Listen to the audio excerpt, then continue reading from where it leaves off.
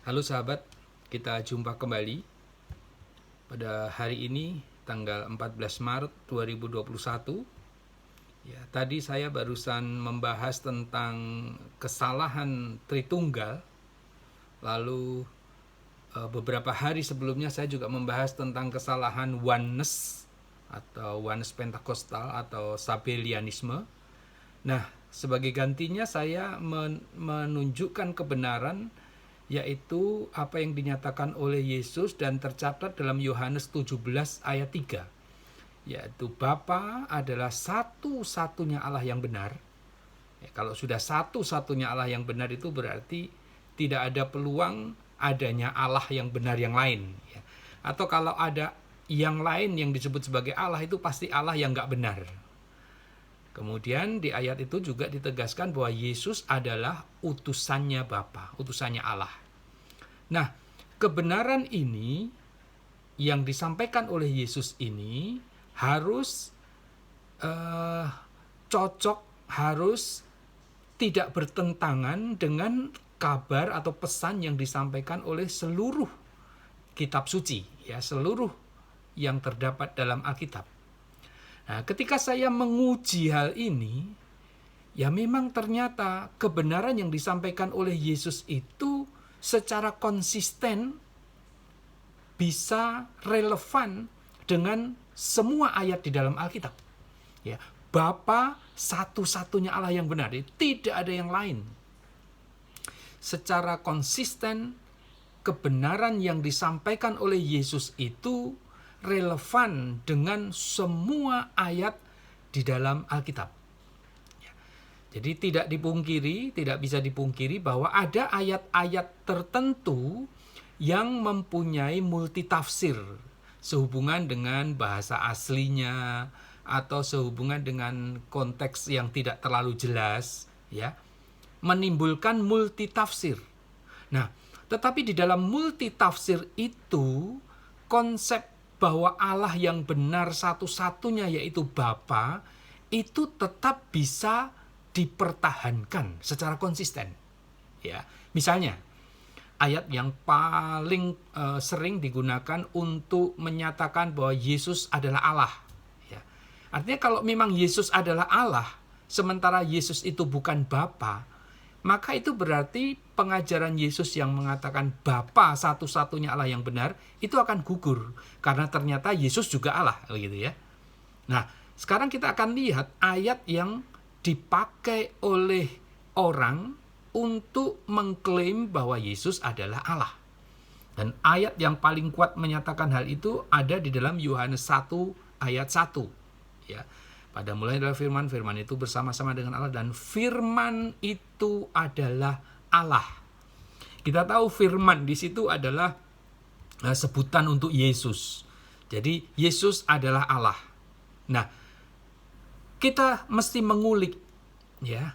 Kata Allah di situ adalah terjemahan dari theos. Nah, kalau menurut kamus bahasa Yunani, maka theos itu artinya ada banyak. Jadi bukan hanya satu arti, bukan hanya Allah yang Maha Kuasa, tetapi theos itu punya beberapa arti yang lain, yaitu makhluk ilahi. Ya. Jadi dengan penerjemahan firman itu adalah makhluk ilahi, maka konsep ini tidak mengganggu sama sekali konsep yang diajarkan oleh Yesus bahwa Bapa itu satu-satunya Allah yang benar. Karena dengan penerjemahan bahwa firman itu adalah makhluk ilahi, itu berarti firman itu bukan Allah. Ya, Allah itu adalah yang bersama-sama dengan firman itu. Jadi, walaupun Yesus dinyatakan sebagai theos, yaitu sebelum Yesus menjelma menjadi manusia, dan theos di situ adalah multitafsir. Ya, kalau kita hanya bicara tentang ayat itu saja, maka theos di sini multitafsir. Bisa berarti Allah yang Maha Kuasa atau bisa berarti makhluk ilahi. Nah, kembali ke penjelasan yang diberikan oleh Yesus yang sangat gemilang, yang sangat benderang, ya, yang tertulis di Yohanes 17 ayat 3, maka multitafsir itu bisa terselesaikan dengan menggunakan ayat yang benderang untuk memahami ayat yang multitafsir itu. Jadi dengan demikian, kalau Yohanes 17 ayat 3 itu sangat benderang, maka Yohanes 1 ayat 1 seharusnya dibaca dengan terang yang dibawa oleh Yohanes 17 ayat 3. Dengan demikian, firman itu bukan Allah yang maha kuasa, tetapi firman itu adalah makhluk ilahi. Ya, secara tata bahasa hal ini dimungkinkan. Jadi multitafsir itu bisa diselesaikan dengan manis. Tidak perlu ada kontradiksi dengan ayat yang sudah disampaikan di Yohanes 17 ayat 3. Lalu kita juga bisa melihat ayat yang lain yang sering dijadikan klaim, referensi untuk klaim bahwa Yesus adalah Allah. Misalnya di Filipi 2 ayat 6. Ya.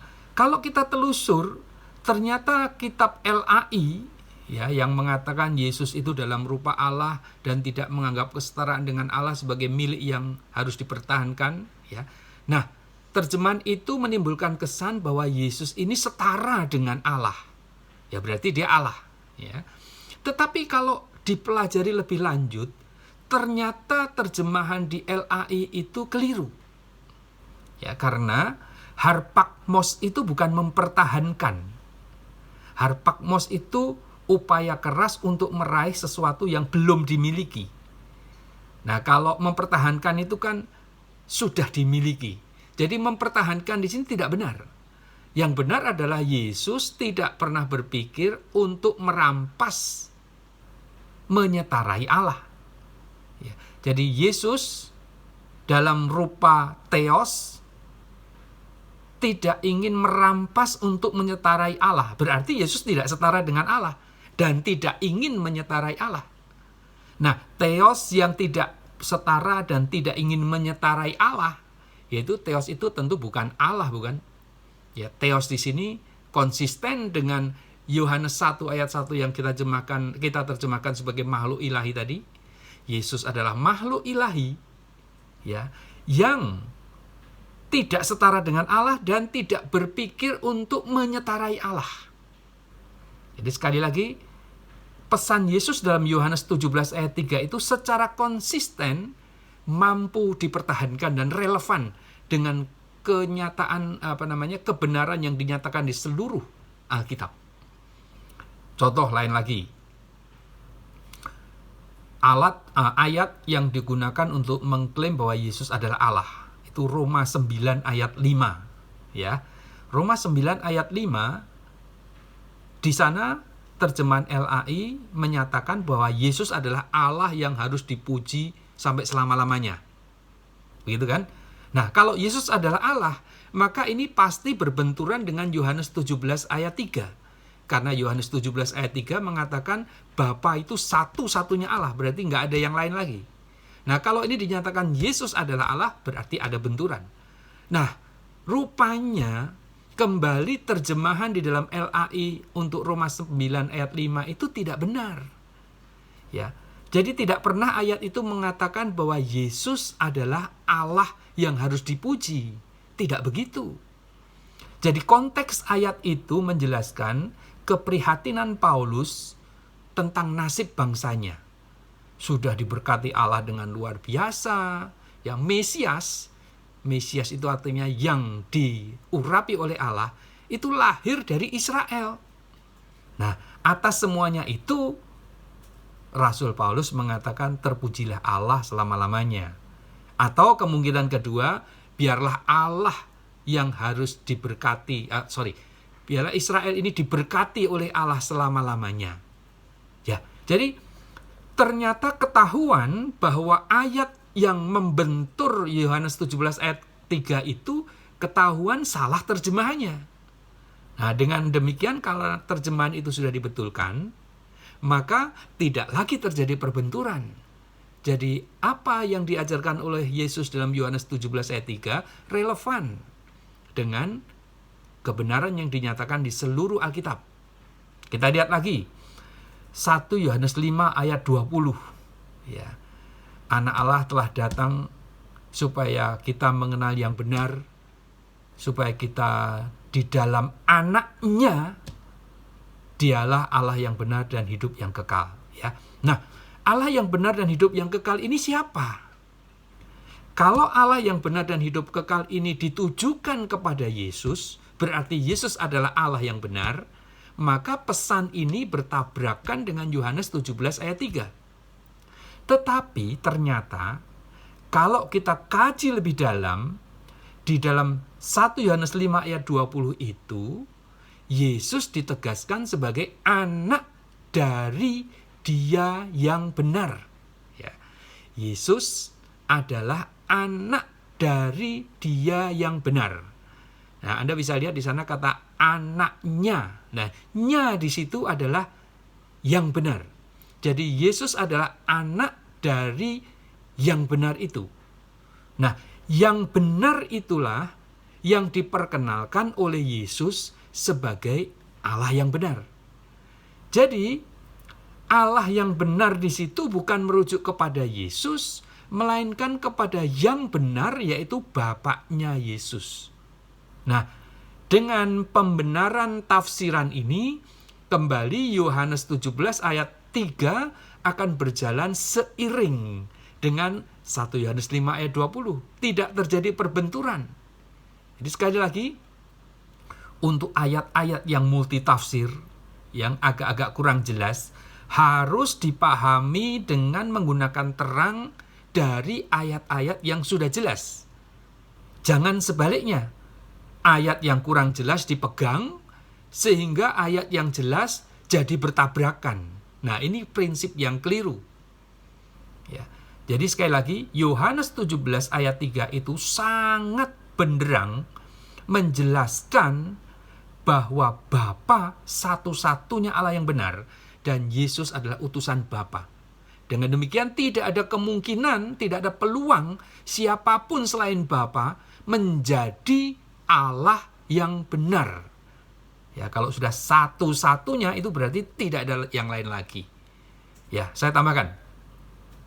Ada juga yang berpikir bahwa Wahyu 21 ayat 7 itu akulah Alfa dan Omega, barang siapa yang menang akan aku akan menjadi Allahnya dan dia akan menjadi umatku, ya. Nah, dipahami bahwa ayat itu yang berfirman adalah Yesus. Dengan demikian Yesus adalah Allah. Ya kan? Aku akan menjadi Allahnya. Berarti Yesus adalah Allah.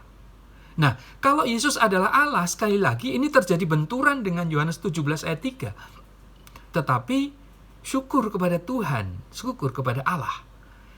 Di Wahyu 21 ayat yang kelima ditegaskan. Jadi tadi kan ayat 7.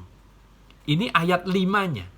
Ditegaskan bahwa yang berfirman di ayat itu adalah Dia yang duduk di tahta. Nah, kalau Anda pelajari kitab Wahyu, di sepanjang kitab Wahyu, Dia yang duduk di tahta itu sekitar 15 kali disebutkan, dan semuanya ditujukan bukan untuk Yesus. Kenapa? Karena Yesus dinyatakan sebagai anak domba. Ya. Ada ayat yang sangat jelas menegaskan hal ini di dalam Wahyu 5 ayat yang ke-7 atau ayat 8. Dikatakan bahwa anak domba itu menerima gulungan kitab dari Dia yang duduk di tahta. Nah, ini berarti Dia yang duduk di tahta itu bukan Yesus, karena Yesus adalah anak domba, ya kan? Jadi Wahyu 21 ayat 5 adalah firman dari Dia yang duduk di tahta yang mengatakan, aku akan menjadi Allahnya. Jadi di situ bukan Yesus yang akan menjadi Allah, tetapi Bapa yang akan menjadi Allah. Jadi saudaraku, kebenaran yang disampaikan oleh Yesus ini ternyata relevan, berjalan seiring dengan semua kebenaran yang dinyatakan di seluruh Alkitab. Kalau kemarin saya katakan bukti bukti kesalahan itu adalah kalau satu pesan atau satu prinsip tidak bisa berlaku secara konsisten. Itu salah satu indikasi salah. Nah, ternyata apa yang disampaikan Yesus ini tidak mengalami kesalahan apapun seiring dengan pesan kebenaran yang disampaikan oleh seluruh Alkitab. Dengan demikian, percayalah kepada apa yang disampaikan oleh Yesus. Ya. Kalau ada yang bilang, itu kan mencomot salah satu ayat, begitu kan?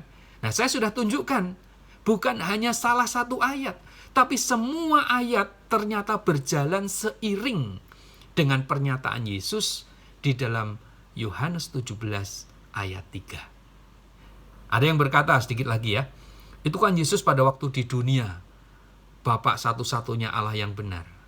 Nah, Anda bisa lihat di dalam kitab Wahyu, ya, kitab Wahyu ini adalah ditulis oleh Yohanes setelah Yesus naik ke surga. Sudah lama Yesus naik ke surga. Lalu kitab Wahyu ditulis. Nah, di dalam kitab Wahyu itu tetap dinyatakan bahwa Yesus itu punya Allah, walaupun di surga. Anda bisa baca itu di Wahyu 1 ayat 5 dan 6. Anda juga bisa baca di Wahyu 3 ayat 12. Jadi Yesus tidak pernah berubah. Allah itu tetap Allahnya Yesus. Yesus itu tidak pernah jadi Allah. Ya, Yesus adalah utusannya Allah pada waktu itu. Dan tidak pernah berubah. Nah, demikian penjelasan saya. Semoga ini menjadi berkat bagi Anda. Dan jangan takut, percayalah kepada ajaran Yesus walaupun Anda harus berdiri seorang diri. Walaupun Anda harus melawan arus. Kenapa?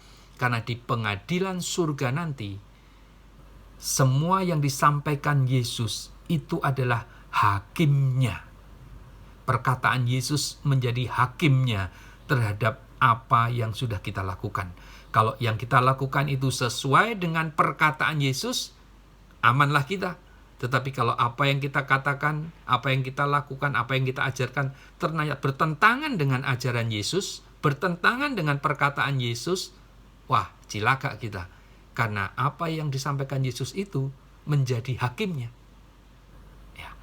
Demikian, sekali lagi saya tidak membicarakan hal-hal yang sulit, ya. Ini adalah hal-hal yang sederhana, yang semua bisa paham, kecuali kalau orang itu bebal. Kecuali kalau orang itu fanatik, sudah menutup mata dan menutup telinga terhadap kebenaran. Semoga apa yang saya sampaikan ini bermanfaat. Shalom.